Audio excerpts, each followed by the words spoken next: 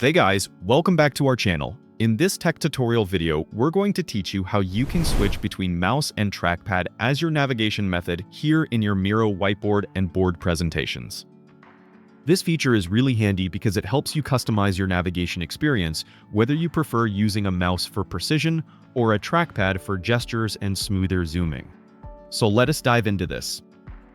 So guys, what you want to do here inside your board is click into the three dots next to the board name, navigate to Preferences, and here select your preferred navigation option, mouse or trackpad.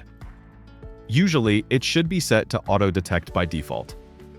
But if you, for instance, accidentally selected mouse, yet you'd like to use your trackpad instead, simply click into these three dots again, select Preferences, hover over mouse or trackpad, and then select trackpad here.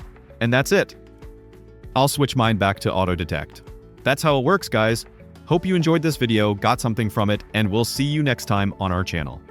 Now, before we wrap up, here are a few extra tips to help you make the most out of this feature. Tip 1. If you're using a laptop, it's best to leave navigation set to auto-detect, so Miro automatically switches between trackpad and mouse depending on your input device. Tip 2.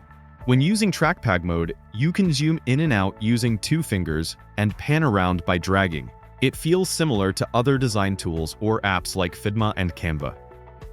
Tip 3. In mouse mode, you can scroll with your wheel and drag the canvas by pressing and holding the right mouse button.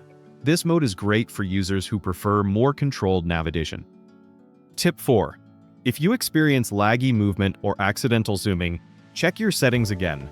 Sometimes switching to mouse mode can make navigation smoother on large boards. Tip 5. You can also access this setting directly from your profile settings on your Miro dashboard if you want to set your preferred navigation mode globally so it applies to all boards you open. And that's everything, guys. Now you know how to easily switch between mouse and trackpad navigation in Miro, and adjust it whenever you need to. If you found this video helpful, make sure to like this video, subscribe to the channel, and hit the notification bell so you don't miss future quick Miro tutorials like this one. We'll see you next time. Happy collaborating.